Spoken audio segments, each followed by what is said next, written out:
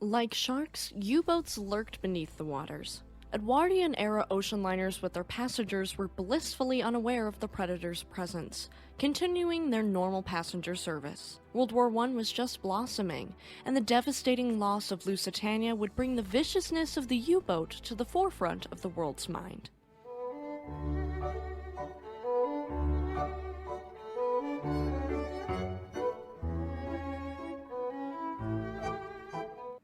Welcome to Fast Facts Friday. My name is Eleanor. Just a quick disclaimer for a younger audience before we dive in.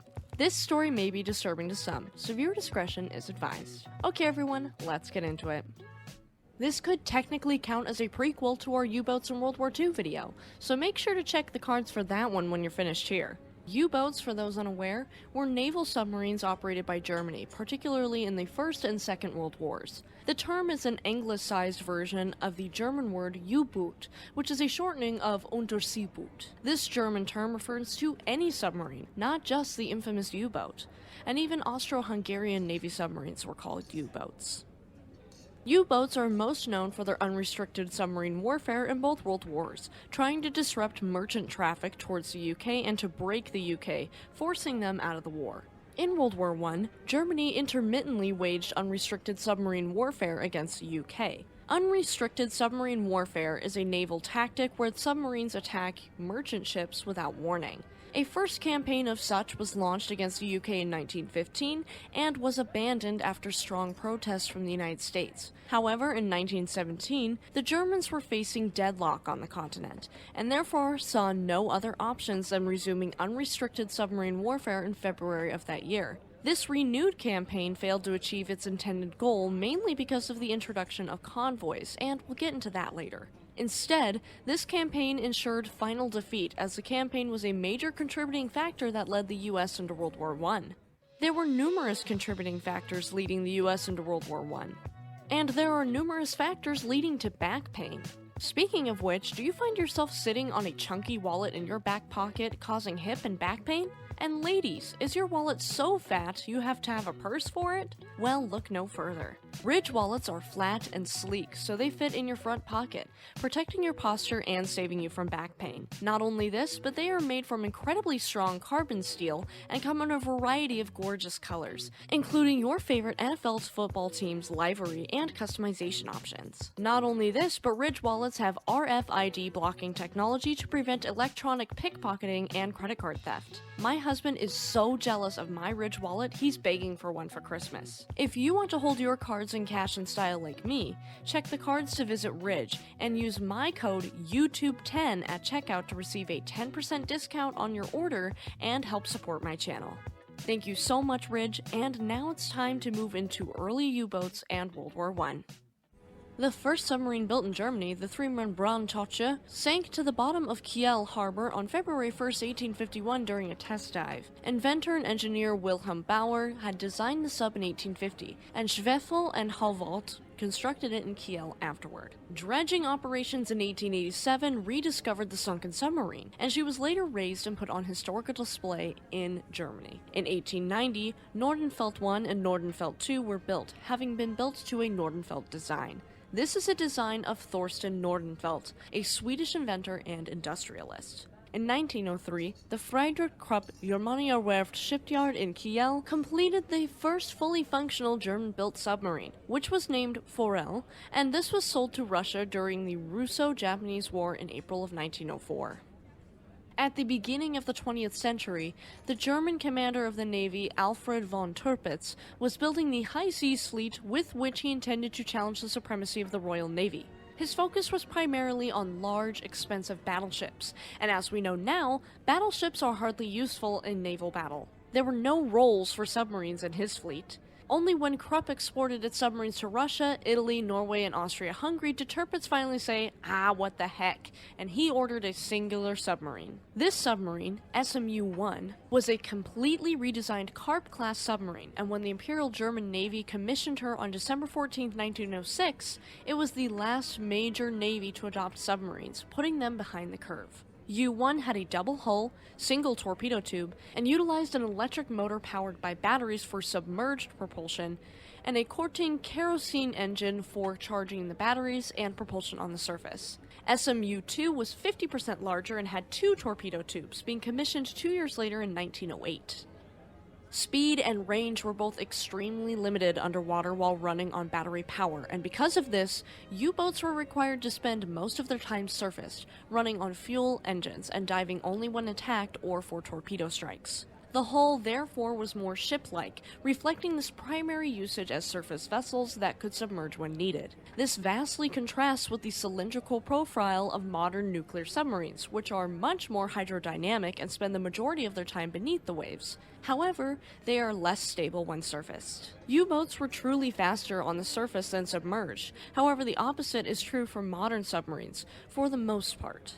This doesn't change the fact that U-boats were absolutely deadly.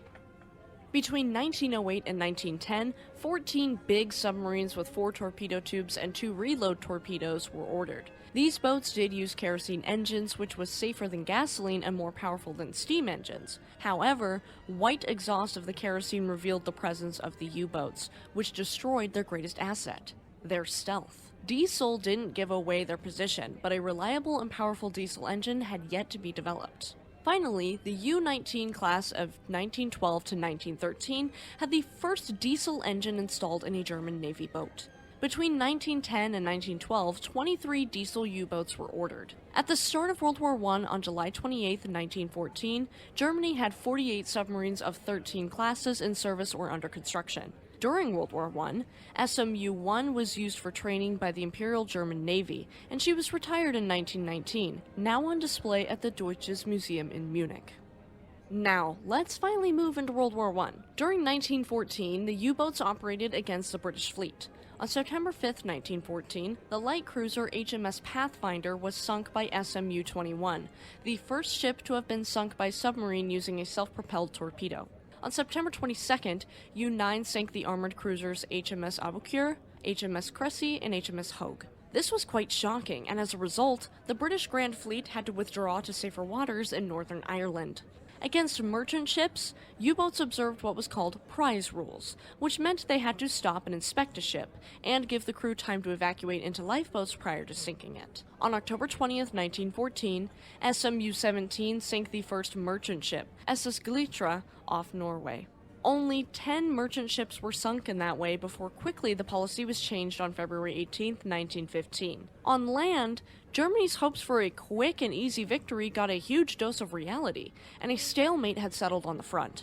The hope was that by starting unrestricted submarine warfare against shipping in the waters surrounding the British Isles, Germany could break the deadlock. This was also cited as a retaliation to the British minefields and shipping blockades. Under the instructions given to U-boat captains, they could sink whatever merchant ship they wanted, even neutral ones, without warning. Here's where Germany goes and pisses off the United States, which, mind you, they did not want to do. They did not want the United States involved and add another layer of complication to land and sea operations. Well, they did it anyway. Only 29 U-boats were available for the campaign of unrestricted submarine warfare in 1915, and not more than 7 were active around the British Isles at any time. I will say before we move much further, Germany posted notices prior to at least the voyage of RMS Lusitania that they were launching unrestricted submarine warfare against British and Entente shipping, so every passenger boarded at their own risk. However, this doesn't change the fact that it's against wartime law, and 3 major sinkings of ocean liners absolutely outraged America, and so the Kaiser had to stop the campaign in September of 1915. On May 7, 1915, SMU-20 sank Cunard's RMS Lusitania, and we have a complete series on this if you want to know all the juicy details. On August 19th, SMU-24 sank White Star Line's SS Arabic. And on September 9th, SMU-20 struck again, sinking the Allen Line's RMS Hesperian. After completely enraging the American public and catching far too much attention, most of the U-boats were sent to the Mediterranean. At the beginning of 1916, 54 U-boats were available, and the Kaiser once again greenlit operations around the British Isles, but with strict rules. No attacks on ocean liners, and outside the war zone around the British Isles, attacks were only allowed on armed merchant cruisers. This seems like a perfect system, but a fatal flaw emerged. On March 24, 1916, 25 Americans died in the torpedoing of the ferry SS Sussex, which was mistaken for a troopship by SMU B-29. the US threatened to sever diplomatic ties, which persuaded the Germans to fully reapply price rules. Essentially, America just said they'd pull out a can of whoop-ass, and Germany changed their tune real quick. It's September of that year, 120 U-boats were in service, and again some were sent into the Mediterranean. While around the British Isles prize rules were observed, it was open season in the Mediterranean. The renewed German campaign was effective, sinking 1.4 million tons of shipping between October 1916 and January 1917. HMHS Britannic was sunk on November 21, 1916 in the Mediterranean, though by a sea mine and not by U-boat, and she remains the largest passenger shipwreck on the ocean floor. Despite the success in the Mediterranean, it didn't change the deadlock on land, now needing greater results. On February 1, 1917, Germany restarted the unrestricted submarine campaign around the British Isles, taking the gamble that the U-boat campaign would force the UK out of the war before the US could effectively enter. On February 3rd, the US severed diplomatic relations with Germany, and on April 6th, they joined World War I after declaring war on Germany. They gambled, and they lost. They just didn't know it yet. The unrestricted submarine warfare campaign in 1917 was very successful despite everything, sinking more than 500,000 tons of shipping a month. With the introduction of convoys in August of 1917, shipping losses decreased to 300,000 tons per month on average, which was not enough to force the British out of the war, and by this time the Americans were elbows deep in World War I. Conditions on land deteriorated, and all U-boats were recalled on October 31, 1918. With no other options, Germany looked to surrender. At the 11th hour on the 11th day of the 11th month in 1918, the armistice was signed, ending World War I. Under the terms of said armistice, all U-boats were to immediately surrender. Those in home waters sailed to the British submarine base at Harwich, after which these boats were greatly studied, then scrapped or given to Allied navies, including Japan's navy. This greatly advanced Japan's submarine building. Of the 373 German U-boats that had been built, 179 were operational or nearly operational by the end of the war. 178 were sunk in enemy action. 512 officers and 4,894 enlisted submariners had been killed. Of the surviving German submarines, 14 were scuttled and 122 were surrendered. U-boats in World War I had sunk 10 pre-dreadnought battleships, 18 heavy and light cruisers, and several smaller naval vessels. They'd also destroyed 5,708 merchant and fishing ships for a total of 11,108,865 tons and the loss of around 15,000 sailors, let alone innocent passengers. U-boats lurked in the Mediterranean with no fear in 1917, hunting for Allied shipping. The ocean liner turned troop ship, HMT Aragon, traveled in Alexandria Roads near Egypt to aid the Egyptian Expeditionary Force. While traversing Alexandria Roads, SMUC-34 launched a torpedo, and it quickly got ugly for HMT Aragon. We'll get more into her story this Sunday on the next episode of Shipwreck Sunday.